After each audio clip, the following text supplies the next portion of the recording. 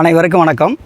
இப்போ நான் பார்க்க போகிறது நாமக்கல் மாவட்டம் திருச்செங்கோடு வேளாண்மை உற்பத்தியாளர்கள் கூட்டுறவு விற்பனை சங்கம் ஏலம் நடைபெறுறது. எப்படி விவசாயிகள் கொண்டு வர எல்லை எப்படி நான் விற்பனை செய்து அவங்களோட பயன் அடிக்கிறோம் அப்படிங்கிறத பற்றி பார்க்க போகிறோம்.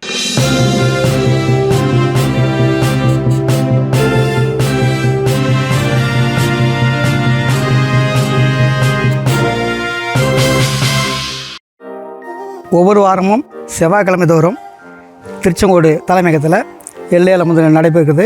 இதில் நாமக்கல் மாவட்டம் ஆத்தூர், வீரகனூர், கெங்கவள்ளி, தலைவாசல் பகுதியில் இருக்கிற விவசாயிகள் வந்து தாங்கள் மகசூல் செய்த எல்லாம் கொண்டு வந்து நல்ல விலைக்கு விற்பனை செய்து பயனடைகிறாங்க. மேலும் திருச்செங்கோடு பகுதி, ஜேடர்பாளையம், சோழசிராமணி பகுதியில் உள்ள விவசாயிகளும் எல்லாம் கொண்டு வந்து நல்ல முறையை விற்பனை செய்கிறாங்க. நாங்கள் நமது சங்கத்தின் மூலம் ஒவ்வொரு வாரமும் செவ்வாய்க்கிழமை தோறும் எள் விற்பனையை 10க்கும் மேற்பட்ட வியாபாரிகள் அழைத்து நல்ல விலைக்கு விற்பனை செய்து கொடுத்து வருகின்றோம். மேலும் நமது எள் டெண்டரில் சிகப்பு எள், இது பாருங்கள், சிகப்பு எள் நல்ல தரமான எல்லாம் இருக்குது. அடுத்து இதை விட்டிங்கன்னா வெள்ளை எள் இருக்குது. இது சுத்தமாக நமக்கு வெள்ளை எள், நல்ல தரமான எள் இருக்குது. இது அடுத்து கருப்பு எள் இருக்குது. கருப்பு எள் இப்போ தற்போது வந்து வரத்து வந்து குறைவாக இருக்குது. கருப்பு எள் இருக்குது. இது 3 விதமான எள் ரகங்கள் நம்மகிட்ட விற்பனைக்கு வருது. விவசாயி கொண்டு வர எள் மூட்டைகளை காலையில் நம்ம இப்போ லாட் வைஸாக 1, 2, 3 அப்படின்ட்டு வரிசைகரமான லாட் பஸ்ஸு கொடுத்துட்டோம்.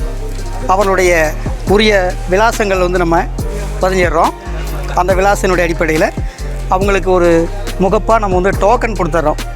ஒரு பித்தளை வெள்ளையினுடைய டோக்கன் வழங்கிடுறோம். அந்த அடிப்படையில் அவங்களுடைய லாட் வரிசைகரம் இருக்குது. இதை மறுபடியும் நம்ம வந்து ஒவ்வொரு விவசாயிக்கும் இப்போ இது உதாரணத்துக்கு பார்த்திங்கன்னா லாட் நம்பர் 14 8 மூட்டை சில்லறை கிலோ இருக்குது. 8 மூட்டை சில்லறை இருக்குது இந்த லாட்டுக்கு உண்டானது.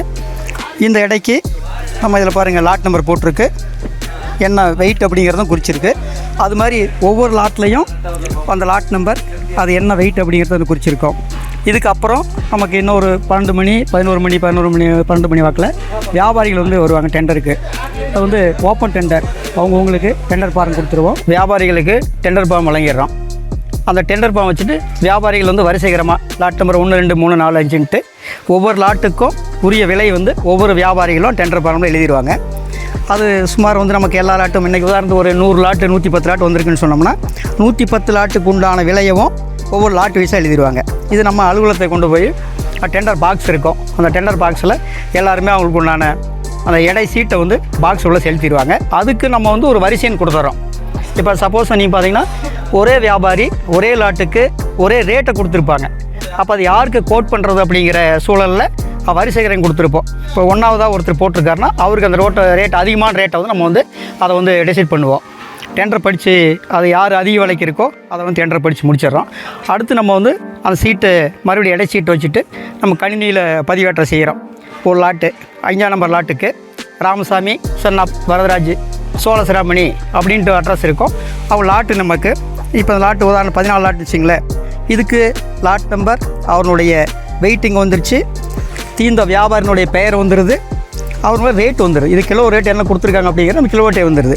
இது கால்குலேஷன் பண்ணிவிட்டு ஒரு சீட்டை வந்து நமக்கு செக்கிங் வந்து எடுத்துக்கிறோம். எடை சீட்டு நம்ம வந்து செக்லிஸ்ட் அப்படின்னு எடுத்துக்கிறோம்.